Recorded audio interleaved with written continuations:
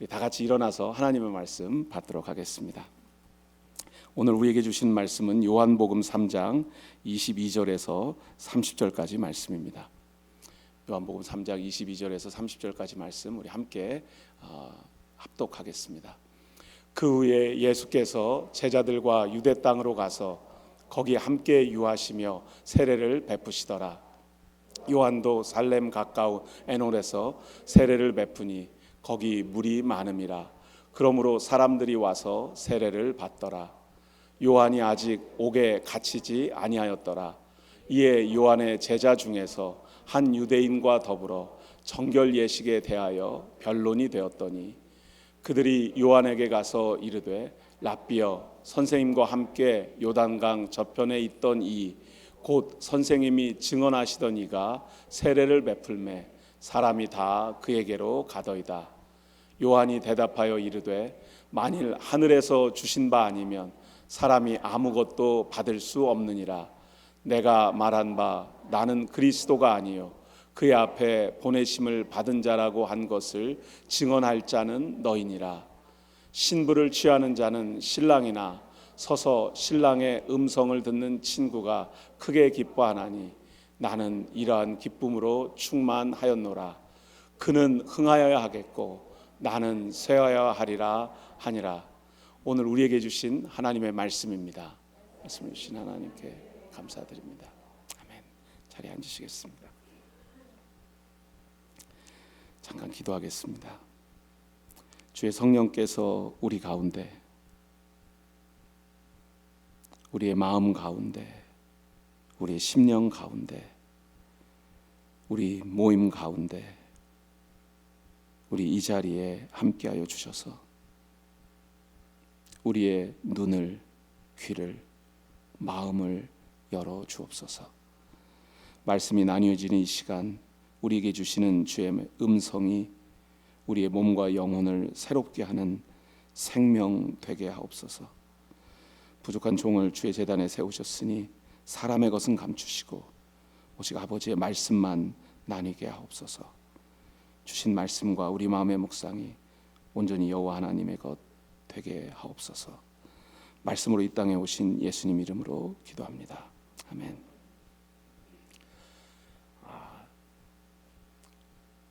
올림픽이 오늘이 마지막 날이더라고요. 날짜를 하나도 헤아리지 않고 설교 준비할 때만 확인해 봅니다. 한 게임도 본 적이 없는데 그런데 제가 크리스찬 애틀릿, 기독교 선수들이 어떻게 활동을 했는지 좀 이렇게 기사를 좀 찾아봤거든요. 그랬더니 한국에서도 크리스찬 선수들이 이번에 금메달 따고 그런 선수들이 있더라고요. 지난주에 제가 소개했던 시드니 맥러플린 레브론, 이 사람은 2개의 금메달을 땄습니다. 400m 허들하고 단체하고 해서 2개의 금메달을 땄는데 이번에 그 금메달 따고 나서 지난 금요일 날 인터뷰하는 데서 그 시드니가 이런 표현을 썼어요. 자기가 필드에 설 때마다 이렇게 기도한다는 거예요. 하나님, 제가 당신의 영광을 드러내는 그릇이 되게 해주세요 라고 기도한다는 거예요. 열심히 수고하고 노력하고 땀 흘리고 연습하고 그리고 국가대표 선발전에 나가서 열심히 달려서 기록도 깨고 그런 일들을 하죠. 그렇게 엄청난 노력을 기울였다고 남편이 그 현장에서 금메달 따는 현장에 있었는데 그 남편이 그렇게 내 아내가 그렇게 열심히 수고하고 노력하고 땀 흘렸다고. 그런데 하나님을 위해서 그렇게 열심히 달렸다라고 이야기하더라고요. 그 이야기를 읽고 들으면서 다시 한번 이런 생각이 들었어요. God, let me be the vessel in which you are glorified. 하나님, 내가 정말 하나님께 영광 돌리는 도구, 그릇이 되게 하여 주옵소서. 이렇게 기도한 대로 하나님께 영광 돌리는 놀라운 일이 있었습니다. 여러분 혹시, 저는 이거를 다 놓치고 늦게 발견했지만 기사로 발견했지만 그 첫 번째 그 금메달 땄던 펜싱 선수가 기독교인이었다는 거 아셨어요? 그 남자 선수 중에 그 오상욱이라는 선수더라고요. 근데 이 선수가 결승전에서 상대편 선수하고 게임을 진행하다가 이 선수가 반대편 선수가 게임이 시작됐는데 그거를 못 알아듣고 게임하는데 이렇게 앞으로 나오질 않았던 모양이에요. 그래서 이 선수도 그때 공격을 했으면 바로 포인트를 따서 금메달을 딸 수 있었을 텐데 기다렸었대요. 근데 그러고 나서 아마 상대방 선수가 당황해서 그랬는지 이렇게 움직이다가 이렇게 넘어졌던 모양이에요. 그럼 넘어졌으면 사실은 포인트를 따기 펜싱이 제가 이 아주 얇은 그 선 같은 칼로 이렇게 하는 경기긴 하지만 몸에 터치하면 이렇게 점수를 득점해서 이기는 게임이거든요. 그런데 그 넘어진 선수를 가서 붙잡아서 일으켜 세우고 다시 게임을 계속했다는 거예요. 15포인트가 돼야 되는데 그때 14대 8인가 그랬었대요. 근데 상대방 선수가 붙잡아 일으킨 다음에 져주지 않고 너무 열심히 해가지고 막 5점, 6점을 막 치고 올라와서 이제 아주 근접한 수준까지 올라왔었는데 마지막에 오상욱 선수가 원 포인트를 더 득점해서 금메달을 따게 되었대요. 그런데 이 선수가 저런 모습을 올림픽 현장에서 보여주면서 정말 올림픽 그 선수들이 가지고 있는 그 스포츠맨십 그리고 또 운동 선수들이 함께 나눌 수 있는 그런 정신이 무엇인지를 우리에게 보여주게 되었는데 그 선수가 크리스찬이었다는 것이 너무 자랑스럽기도 하고 그를 통해서 정말 이 선수가 그냥 스포츠맨십이 참 탁월하고 좋은 선수였다, 훌륭한 선수였다, 실력이 좋은 선수였었다라고 하는 기록에 더해서 정말 예수 믿는 사람다운 그런 스포츠맨십을 보여준 것이 얼마나 감사했는지 모르겠습니다. 그리고 옆에 있는 사진은 뭔지 잘 모르시겠죠? 이게 프렌치로 제목이 돼 있어가지고요. 누보스 테스트먼트입니다. 신약 성경입니다. 올림픽 기간 동안에 선수촌에 오는 선수들에게 그리고 올림픽 경기를 관람하는 관람객들에게 나누어 주는 신약 성경을 프린트해서 그 프랑스 성서 공회에서 올림픽 기간 동안에 선수들과 관광객들에게 제공했는데 30만 부를 준비해서 제공했다고 하는데요. 그 성경책 안에 프랑스 성서 공회에서 접촉 가능했던 크리스찬 선수들의 신앙 간증이 담겨 있었대요. 그래서 어떤 성경책은 불어로, 어떤 성경책은 영어로 프린트해서 공급했다고 하는데 사실은 이번 프랑스 올림픽, 파리 올림픽 보면서 여러 가지 이야기들이 많이 나왔었잖아요. 성전환 선수가 남성이었던 사람이 여성으로 게임에 나가서 금메달을 딴 경우도 2건이나 있었고 그것이 올림픽 정신에 맞느냐 맞지 않느냐 올림픽 개막 프로그램에 등장했던 내용이 기독교를 폄하하거나 비아냥거리는 그런 프로그램이었느냐 아니느냐라는 논쟁도 벌어질 정도로 여러 가지 에피소드가 그리고 또 안타까운 일들이 많이 있었던 올림픽 경기였는데 올림픽 시즌이었는데 이제 오늘 끝난대요. 그래서 대한민국이 금메달을 몇 개 딸지 미국하고 중국하고 1등 순위 경쟁에서 어떤 나라가 제일 많은 메달을 따게 될지 마지막까지 기다려봐야 되겠지만 저는 그런 생각이 들었어요. 올림픽 경기에 나가서 금메달을 따고 나면 사람들은 그 선수들의 그 명예, 그 선수들의 이름들을 다 기억하잖아요. 이렇게 오상욱 선수 같은 선수를 그리고 아까 처음에 소개드렸던 시드니 같은 선수를 저 같은 운동에 대해서 전혀 관심이 없었던 사람도 뉴스를 확인해보고 그 선수가 무슨 말을 했는지 어떤 기록을 가졌는지 그 역사의 기록이 남는다는 이야기를 직접 확인해 보게 되는 것 같아요. 그런데 오늘 우리가 읽은 본문의 말씀이 사실은 이름을 남기는 이야기와 연관되어져 있습니다. 그래서 오늘 먼저 처음 본문 22절 말씀부터 저희가 한 절 한 절 살펴보면서 내려가도록 하겠습니다. 22절 말씀 우리 함께 읽겠습니다. 시작. 그 후에 예수께서 제자들과 유대 땅으로 가서 거기 함께 유하시며 세례를 베푸시더라. 어떤 성서학자들은 이 22절 말씀이 요한복음 1장의 세례 요한의 고백과 바로 연결되어져야 되지 않느냐라고 생각해서 예수께서 제자들과 유대 땅으로 가셨다는 그 이야기를 성전 방문 이유가 아닐 수도 있다라고 생각하는 학자들도 있습니다.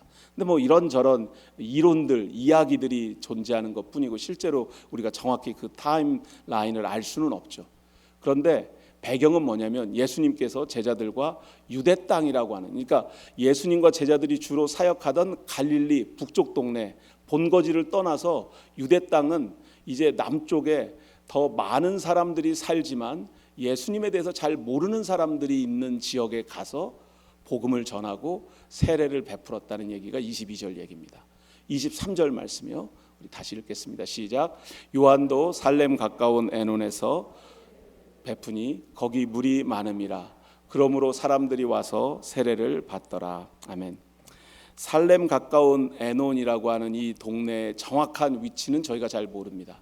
물이 많았다고 얘기하고 세례 요한이 세례를 요단강에서 주었으니까 분명히 요단강 남쪽에 있는 어느 지역이고 물이 좀 많은 지역일 거라고 생각하고요.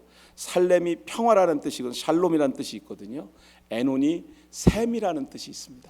그러니까 평화의 샘터에서 세례를 주었다라는 얘기가 23절에 세례 요한의 세례에 대한 기록입니다. 여기까지는 뭐 그냥 예수님도 세례를 줬고 세례 요한도 세례를 주었나 보다 이렇게 우리가 볼 수 있죠. 24절 25절 말씀 마저 읽겠습니다. 시작. 요한이 아직 옥에 갇히지 아니하였더라. 이에 요한의 제자 중에서 한 유대인과 더불어 정결여식에 대하여 변론이 되었더니. 아멘. 요한이 아직 옥에 갇히지 않았다는 이야기는 우리가 세례 요한에 대한 이야기를 다 알고 있다는 거예요. 무슨 얘기예요? 어떻게 세례 요한이 옥에 갇히게 되죠? 왜 옥에 갇히게 되죠? 전혀 모르시는군요. 이번 기회에 우리가 신약은 그래도 한번 통독을 같이 해야 되지 않을까요? 혹시 성경 통독하는 프로그램에 아직 참여해 보신 적이 없는 분들은 이번 기회에 새롭게 조인하셔서 성경을 한번 읽어보시면 좋을 것 같아요. 그 당시에 분봉왕 헤롯에 대한 비판을 강하게 했었던 요한을 헤롯이 잡아들이잖아요. 그런데 그 딸이 요한의 목을 요청하잖아요, 아빠에게. 그래서 목이 잘려서 죽게 되잖아요. 그 감옥에 갇히는 이야기를 얘기하는 거예요. 그런데 요한복음을 기록한 사람, 요한복음을 들은 사람들이 그 이야기를 다 알고 있는 거예요. 무슨 얘기냐면 요한복음이 한참 뒤에 기록되어졌는데 요한은 아직 옥에 갇히기 전, 그러니까 요한이 열심히 바깥에서 광야에서 세례 주고 예수님께서 오시는 길을 준비하는 그 광야의 선지자의 목소리를 대변하고 있을 때였어요. 그런데 한 유대인과 더불어 정결 예식에 대해 변론이 되었다는 얘기는 토론이 붙었다는 얘기예요. 정결 예식은 아마도 세례에 관련된 문제였을 거라고 생각합니다. 그러니까 세례 요한에게 정결 예식 세례에 대해서 유대인들이 도전할 만한 여러 가지 이유들이 있었을 거예요. 정결 예식은 이스라엘 백성들이 성전에서 예배드리기 전에 손 깨끗이 씻고요, 몸 깨끗이 정결하게 하고 하나님 앞에 예배드리러 가는 것, 그것을 일반적으로 정결 예식이라고 불렀을 거예요. 클리닝 세레모니. 그런데 세례 요한은 그거 가지고 안 된다는 거예요. 그냥 예식 리추얼로 몸을 씻거나 손을 씻는 것으로 우리들의 죄가 씻기지 않는다는 거예요. 우리가 하나님 앞에 내가 죄인인 것을 고백하고 내가 죄인인 것을 고백했기 때문에 내가 예수를 그리스도로 고백하는 것, 그 과정을 통해서 세례, 뱀티즘을 통해서 물로 우리의 죄가 씻음 받는 그런 고백이 우리들의 신앙에 중요하다라고 세례 요한은 강조했던 거예요. 그래서 어떤 사람들은 정직하게 회개하지 않고 세례만 받으러 오는 사람들을 향해서 세례 요한은 심하게 질책하고 욕하기까지 했었습니다. 그러니까 이 정결 예식에 대해서 이야기하면서 아마도 유대인들은 당신에게 그럴 권위가 있느냐라고 하는 질문부터 수많은 질문들을 도전을 아마 세례 요한에게 했었을 거예요. 그런 논쟁을 하고 있었단 말이에요. 그런데 오늘 말씀의 맨 앞에 예수님이 세례를 주고 있었어요. 그전에는 세례 요한만 세례를 주고 있었어요. 그래서 존 더 배프티스트였잖아요. 그런데 어느 날부터 예수님이 공생의 사역이 시작된 다음부터 예수님이 갈릴리 동네를 떠나서 다시 남유다 지역에 와서 세례를 주기 시작한 거예요. 그랬더니 이런 일이 벌어지는 거죠. 26절 말씀입니다. 함께 읽습니다. 시작.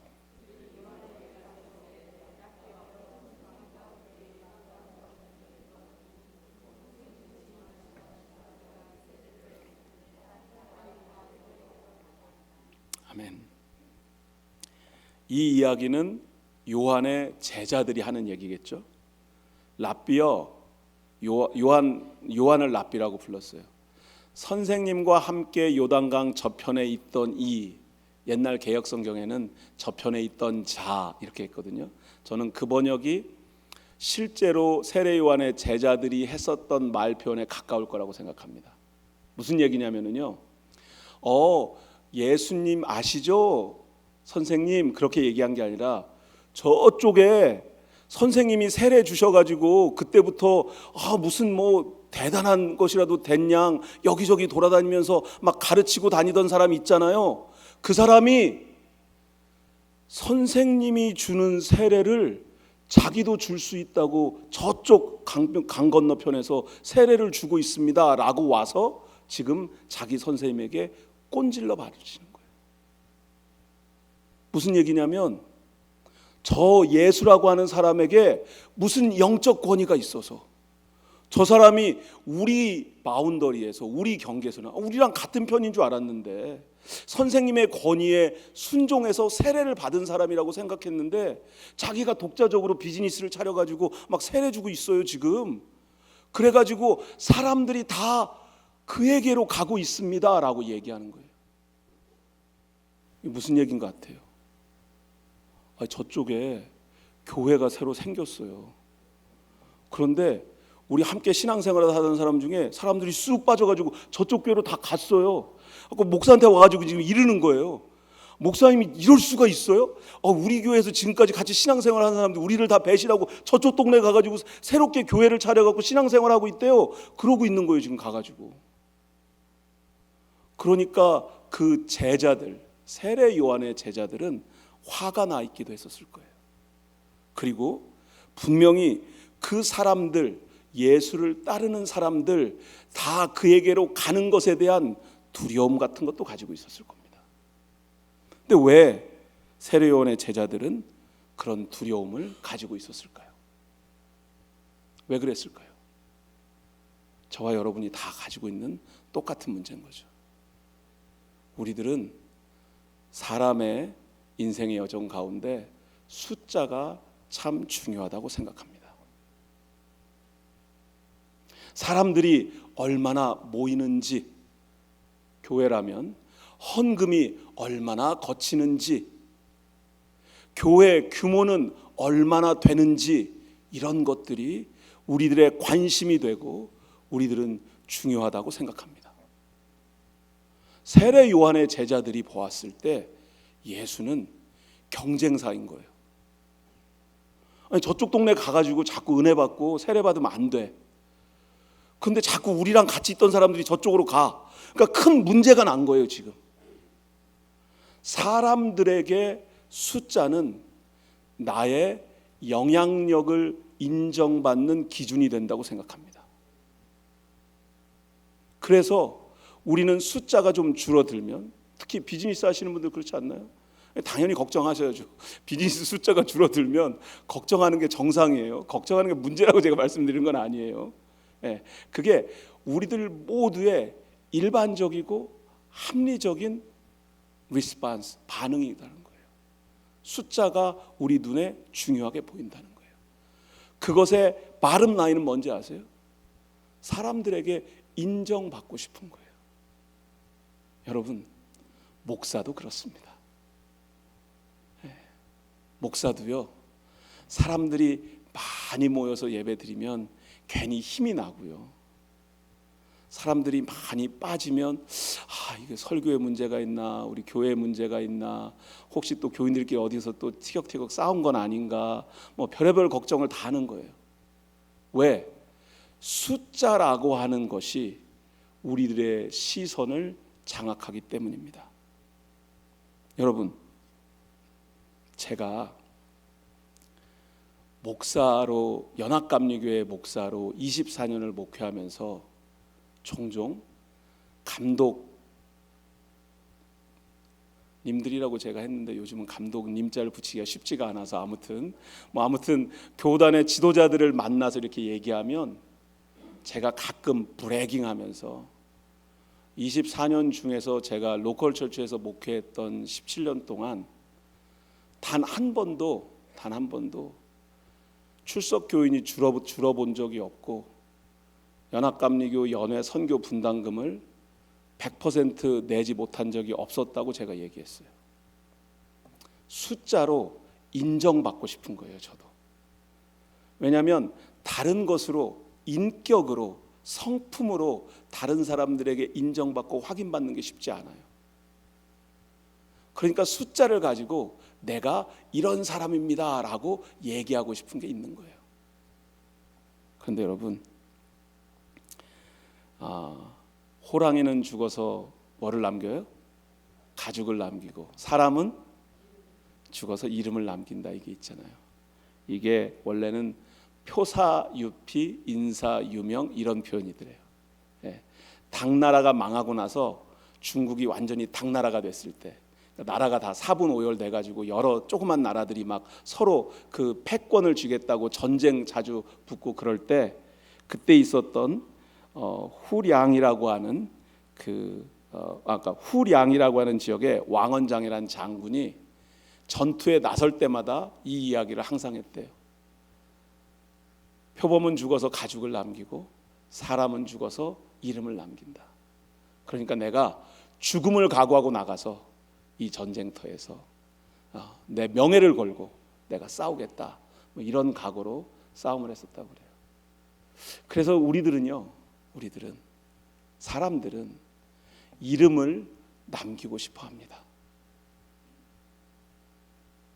누구나 다. 누군가 제가 미국에 와서 한국에서 보지 못했었던 것을 발견한 건 뭐였냐면 대통령 기념관이라는 거예요. 이제 요즘은 한국에서도 이제 대통령 기념관을 만드는 여러 가지 트라이얼들이 있지만, 저희들 30년 전에 한국 살 때까지만 해도 한국의 대통령에 대한 오해일 수도 있고 사실일 수도 있으나 대통령을 명예롭게 물러는 사람이 별로 없었어요. 대한민국 대통령. 그러니까 대통령 기념관을 지을 수가 없는 거예요. 그 사람을 기억하고 기념할 만한 가치가 있다고 판단하지 않았으니까. 근데 미국에 왔더니 대통령마다 대통령 기념관을 짓더라고요. 그래서 아무튼 대통령이 퇴임하면 그 대통령 기념관을 어디에 지을 것인지, 누가 지을 것인지, 어떻게 지을 것인지가 아주 중요한 문제고요. 대개 경우 대통령의 고향에 대통령 기념관을 짓고, 그러면 그 뒤로 많은 사람들이 가서 그 대통령 기념관을 방문하곤 합니다. 그런데 그때마다 대통령 기념관을 지을 때마다 미국 대통령 기념관에요, 캘리포니아에 가면 도널드 레이건 대통령 기념관이 있거든요. 저희 살던 동네하고 아주 가까운 데 있어서 지나가다가 이렇게 보니까 무슨 프레지던트 어쩌고 뭐 그런 게 있는 거예요. 그래서 이게 뭔가 그러고 가서 봤더니 레이건 대통령 기념관이어서 제가 들어가 봤어요. 그래도 그 사람은 이름을 알잖아요. 딴 사람들은 이름을 잘 모르지만, 그래서 들어가서 보니까 그 임기 동안에 했었던 일들 여러 가지 기록들을 남겨놨지만 그 사람의 공과 과가, 세운 공로가 있으면 그 사람이 잘못한 혹시 논쟁적인 부분이나 실수라고 판단될 만한 부분들도 같이 기록되어 있더라고요. 그래서 제가 이 미국이라는 나라가, 제가 여기 30년을 살고 있지만 내가 생각하는 것과 차원이 조금 다른 나라일 수 있겠구나라는 생각을 할 때가 있었거든요. 그런데 사람이 죽어서 이름을 남긴다고 하는 것, 대통령이 돼서 대통령 기념관을 남긴다고 하는 것 굉장히 자랑스러운 일이잖아요. 그런데 우리는 그런 일들을 대할 때마다 항상 나의 이해관계를 가지고 그 문제를 바라볼 때가 많아요. 여러분, 윈윈 시츄에이션, 뭐 루즈 시츄에이션, 뭐 이런 얘기 들어보셨죠? 예, 이게 컴플릭 테이블이라고 하는 이 네모난 박스에서 나오는 거거든요. I win, I lose, you win, you lose 해가지고 당신도 이기고 나도 이기면 윈윈 시츄에이션이 되는 거예요. 그리고 당신이 이기는데 내가 지면 lose win 시츄에이션이 되고, 당신이 이기고 내가 지면 win lose 시츄에이션이 되고, 둘 다 지면 lose lose 시츄에이션이 된다. 이거는 대개의 경우 어떤 이해관계를 가지고 사람들이 딱 보았을 때 그 이해관계 때문에 생겨난 갈등을 해결하기 위해서 win lose라고 하는 분명한 표식을 가지고 사람들의 관계를 확인해 보려고 하는 거예요. 그런데 많은 경우에 우리는 하나님과 우리 사이의 관계도 컴플릭 테이블에 등장하는 윈윈 시츄에이션이 되어야 된다고 생각할 때가 많은 거예요. 그래서 하나님이 이기면, 다음 슬라이드인데요. 하나님이 이기면, 하나님이 이기면이라는 표현을 안 쓰고, 제가 예수가 흥하고 나도 흥하는 삶, 그거 윈윈이잖아요, 그죠? 예수님이 흥하고 나도 흥하는 삶, 그 삶이 가장 좋은 삶이라고 생각해요. 근데 내가 예수가 흥하지 못해도 나는 흥하는 삶, 나는 이기는 삶을 선택하고 싶을 때가 굉장히 많아요. 예수가 지더라도, 예수가 흥하지 못해도. 그런데 제일 월스 시츄에이션은 예수가 흥하지 못하고 나도 흥하지 못하는 거예요. 그러니까 예수님도 손해보고 나도 손해보는 것. 그런데 여러분, 세례 요한이 이야기한, 저희들이 너무나 잘 아는 이 구절이에요. 그는 흥하고 나는 쇠하리라 라고 하는 이 구절은 예수는 흥하고 나는 흥하지 못한 삶을 이야기하고 있는 거예요. 세례 요한은 왜 이런, 저와 여러분의 관점에서 보았을 때는 쓰잘데기 없는 소리를 했을까요? 저는 이렇게 생각해요. 왜냐하면 이렇게 프랙티스하고 이렇게 산다고 하는 거는 거의 임파서블에 가까운 게 아닌가, 불가능한 것에 가까운 게 아닌가라는 생각을 하는 거예요. 아니, 예수님도 이기고 나도 이겨야지. He must increase and I must increase, 이렇게 얘기를 해야지 설교가 좀 힘이 나지 않겠어요? He must increase, I must decrease. 이거 좀 이상하잖아요. 힘이 별로 안 되고 나한테 별로 이익이 안 되고 도움이 안 되잖아요. 그런데 세례 요한은 그렇게 얘기했다는 거예요.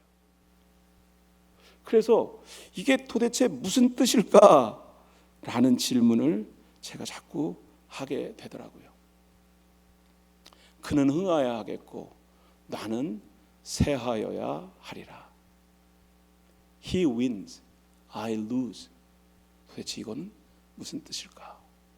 근데 영어 번역 중에 NIV가 조금 더 이 increase라고 하는 단어 대신 become greater, become less.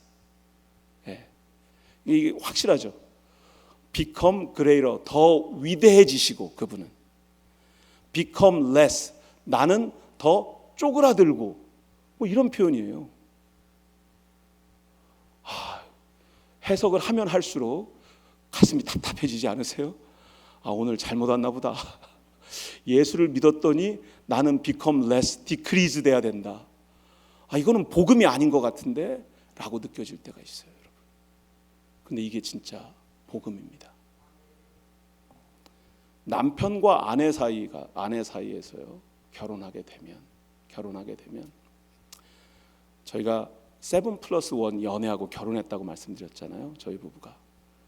그러니까 얼마나 둘이서 뜨겁게 사랑을 했겠어요. 7년을 붙어 있다가 1년을 떨어져 있다가 결혼을 했거든요. 그런데 결혼하고 났더니 노상 다툴 일이에요. 아무튼 뭐 하나 제대로 맞는 게 없어. 하다못해 언제 씻는지 시간 타이밍도 안 맞아. 그래가지고 둘이서 토닥토닥 하는 거예요. 매일 그냥. 그런데 여러분, 그는 흥하여야 하겠고 나는 쇠하여야 하리라, 이거를 남편과 아내 사이의 관계로 적용을 하면 남편은 흥하여야 하겠고 아내는 쇠하여야 하리라, 얼마나 페어하지 않고 불공평한 스테이트먼트입니까? 이런 말씀은 절대 동의하시면 안 됩니다. 네, 저는 동의하면 안 된다고 생각해요. 그런데 여러분, 남편과 아내 사이의 관계에서 그는 흥하여야 하겠고, 그가 누구예요? 예수님. 나는 쇠하여야 하리라, 이것이 진리인 것을 믿으시기 바랍니다.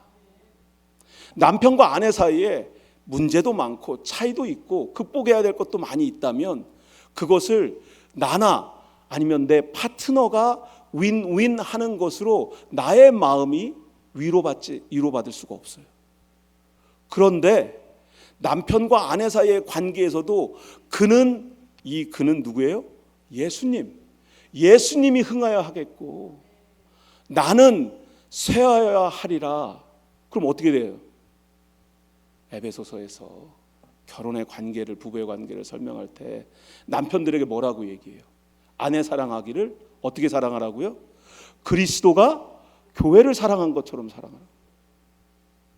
여러분, 여기 남편분들 심각하게 생각하십시오. 아내를 그리스도가, 예수님이 교회를 사랑한 것처럼 사랑하면 어떻게 해야 되는지 아세요, 여러분? 피 흘려 죽어야 돼요, 여러분. 그렇게 사랑하지 않으면 성경적으로 아내를 사랑하는 게 아닌 거예요. 그런데 아내는 남편에게 어떻게 하면 돼요? 복종하기만 하면 돼요. 목숨을 바치고 사랑하는 얘기가 없어요, 성경에. 그냥 순종만 하면 돼요. 여러분, 순종하는 거고 목숨 바쳐서 사랑하는 거고 뭐가 더 어려워요? 목숨 바쳐 사랑하는 게 훨씬 더 저는 어렵다고 생각합니다. 제가 여러분에게 말씀드리고 싶은 건 뭐냐면, 남편과 아내 사이의 관계일 수도 있고 이것이 부모와 자녀들 사이의 관계일 수도 있습니다. 거기서 내가 흥하려고, 내가 이기려고, 내가 나의 영향력을 인크리즈 하려고 하면 할수록 관계는 깨어집니다. 그런데 그 관계에서 예수가 흥하고 예수의 영향력이 더 커지고 예수의 말씀에 순종하는 것이 우리의 표준이 되면 내가 쇠하게 되는 거예요. I must decrease. 나의 영향력이 줄어들어야 된단 말이에요. 어떤 관계에서든지 똑같이 이 프린시플이 저는 적용돼야 된다고 생각해요. 우리 한인 이민교회에는 한어권, 영어권, 이 사역을 가지고 항상 교회 안에서 갈등 아닌 갈등 같은 게 있었거든요. 저는 목회를 하면서 왜 그게 갈등이 되는지 이해가 잘 안 됐어요, 사실은. 왜냐하면 예수 잘 믿고 예배 잘 드리자고 다 신앙생활 하자고 와가지고 교회를 와가지고 아무튼 영어권 사역 얘기만 나오면 다 의견이 달라. 다 의견이 다른데 단 한 사람도 양보하고 나는 쇠하리라, 내가 루즈하겠다, 나의 영향력을 디크리즈 하겠다라고 얘기하는 사람은 없고 다 내 말이 맞다는 거예요. 그러니까 안 되죠. 내 말이 맞다고 주장하니까 배가 산으로 가는 거예요. 여러분과 제 말은요, 사람의 말은 맞은 적이 거의 없어요. 누구의 말씀만 맞아요? 하나님의 말씀만 맞아요. 그러니까 그는 흥하여야 하겠고가 그는 흥하여야 하겠고 예수님이 흥하여야 하겠고 예수의 말씀의 영향력이 인크리즈 되어야 하겠고 예수님의 말씀의 능력이 그레이러 더 위대해져야 우리의 삶이 행복해질 수 있는 거예요. 그게 진짜 윈인데 그러려면 내 손에 쥐고 있는 것들을 놓아야 된단 말이에요. 내 손에 붙잡고 있는 것들을 꽉 쥐고 있으면 하나님께서 아무리 내게 복을 주고 싶으셔도 내가 그 복을 받을 수가 없잖아요. 내가 쥐고 있는 것을 내려놓아야 이 손에 하늘의 신령한 것들이 채워질 수 있단 말이에요. 이것이 I must decrease, I must become less. 내가 사그라드는 거예요. 그 영적 원리가 교회 안에, 우리 가정 안에, 우리 삶의 터전에 반드시 적용될 수 있기를 주의 이름으로 축원합니다. 근데 이 문제는요, 육신과 마음의 질병에도 저는 똑같이 적용된다고 생각합니다. 제가 LA 갔을 때 선배 목사님 한 분을 만나 뵀는데 브레인 투머를 안고 사신 지 10년이 15년 정도 되셨대요.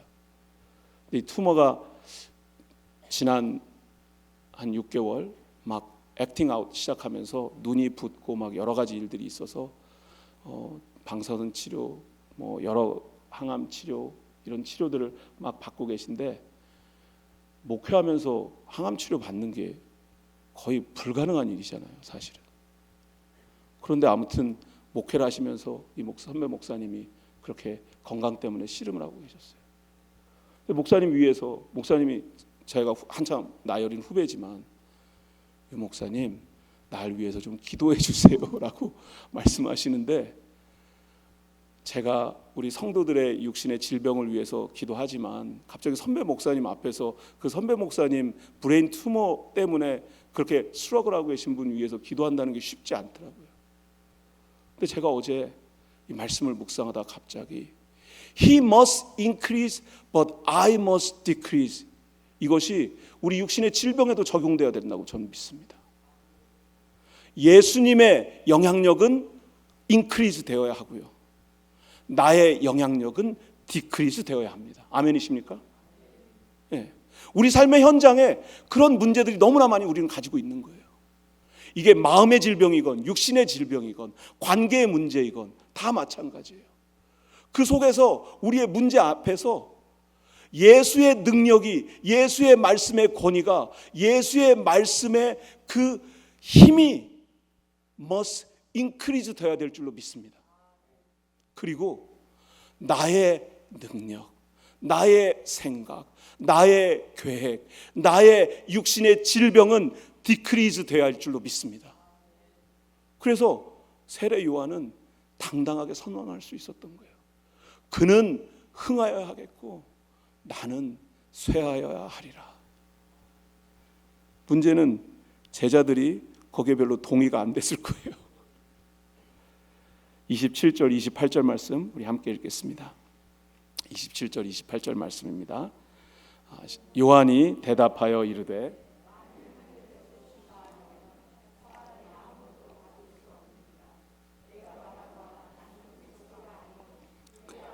보내심을 받은 자라고 한 것을 증언할 자는 너니라. 아멘. 세례 요한이 두 가지 포인트를 얘기합니다. 나는 그리스도가 아니요라고 하는 포인트와 증언할 자는 너희니라 라고 얘기해요. 나는 그리스도가 아니다, 나는 메시아가 아니다, 나는 내 이름이 점점 더 위대해져야 될 사람이 아니다, 나의 영향력이 더 커져야 될 사람이 아니다. 그 영향력이 커져야 될 분은 그리스도, 그분 한 분뿐이다.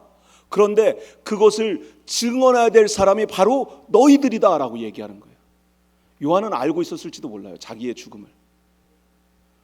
그러니까 자기는 그런 메시지를 선포하기는 했으나 지속적으로 많은 사람들이 이 말씀에 순종하고 그 삶의 변화의 현장에 나는 그 자리에 계속 있을 수 없는 것을 알고 있었을지 몰라요. 그러니까 제자들이 와가지고 지금 예수님이 우리 비즈니스를 지금 다 말아먹고 있어요 라고 얘기하고 있는데, 아니야, 그분의 영향력은 더 커져야 되고 그분은 그리스도고 나는 그리스도가 아니야. 그런데 내가 너희들에게 이야기하지 않았느냐?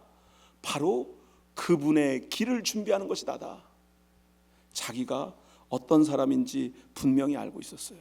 요한복음 1장 23절 말씀입니다. 우리 함께 읽겠습니다. 시작. 이르되 나는 선지자 이사야의 말과 같이 주의 길을 곧게 하라고 광야에서 외치는 자의 소리로라 하니라. 아멘. 저와 여러분은 무슨 일을 해야 되는 사람이에요? 주의 길을 곧게 하는 사람. 예수님이 흥하는 길을 준비하는 사람이에요. 예수님의 영향력이 그레이러가 될 수 있도록, 더 커질 수 있도록 하는 것, 그것이 저와 여러분이 해야 되는 일인 거예요. 교회가 왜 세워졌습니까? 교회가 29절 말씀에요. 29절 말씀에 이렇게 세례 요한이 설명합니다. 신부를 취하는 자는 신랑이나 서서 신랑의 음성을 듣는 친구가 크게 기뻐하나니 나는 이러한 기쁨으로 충만하였노라. 신부를 취하는 자는 누구예요? 예수님이에요. 신랑이신 예수님. 그러니까 신부를 취하는 자는 신랑이나, 결혼식장에서 제일 기분 좋은 사람, 제일 막 흥분되는 사람이 누구예요? 신랑이에요. 드디어 결혼하게 됐으니까. 그런데 뭐라고 얘기해요? 그 신랑의 음성을 듣는 친구가 크게 기뻐하나니 나는 이러한 기쁨으로 충만하였노라. 내가 신랑이 아니고 내가 주인공이 아니에요. 제자들에게 이렇게 얘기하는 거예요. 나는 주인공이 아닌데 그것이 나에게는 기쁘다라고 얘기하는 거예요. 여러분, 신앙 공동체에서 주인공은 예수 그리스도 한 분뿐인 것을 믿으시기 바랍니다. 목사는 교회 주인공이 리더가 아닙니다. 우리 교회 장로님들이 평신도 리더들이죠. 우리 교회 임원으로 섬기시는 분들이 평신도 리더들입니다.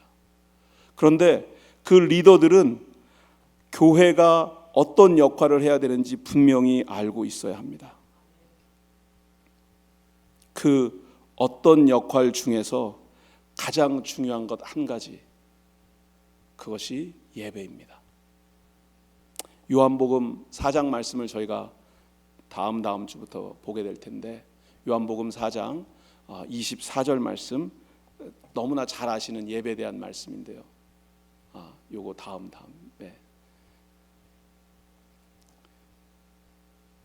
요한복음 4장 24절 말씀입니다. 그 다음 슬라이드일 겁니다. 아닌가요? 없나요? 그 슬라이드가? 주여, 제가 슬라이드를 바꿨군요. 네, 죄송합니다. 여기요. 네, 요한복음 4장 24절. 네. 자, 우리 함께 읽겠습니다. 시작. 하나님은 영이시니 예배하는 자가 영과 진리로 예배할지니라. 아멘이십니까? 여러분, 예수의 영향력이 그레이러가 된다는 게 무슨 뜻인지 아세요? 저와 여러분의 삶이, 매일매일의 삶이 예배가 된다는 뜻이에요. 어떻게 예수의 영향력이 매일매일 커질 수 있겠어요? 저희의 삶의 자리에서. 어떻게 하면 나의 영향력은 점점 줄어들고 예수의 영향력이 커질 수가 있겠어요? 저는 예배 드리지 않고 그런 삶은 불가능하다고 믿습니다. 우리 교회 역사에서 단 한 번도 예배를 등한시하고 신앙 공동체가 말씀의 반석 위에 서본 적이 없습니다. 저는 제너레이션 교회가 1세와 2세, 3세 여러 세대를 다 아우르는 그런 교회의 꿈을 가진 것이 아주 익사이팅하고 중요하다고 생각합니다.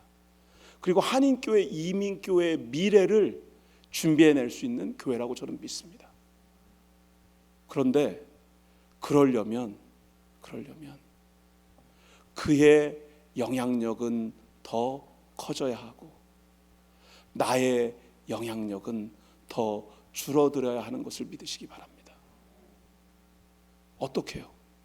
예배를 통해서요. 예배의 삶을 통해서요.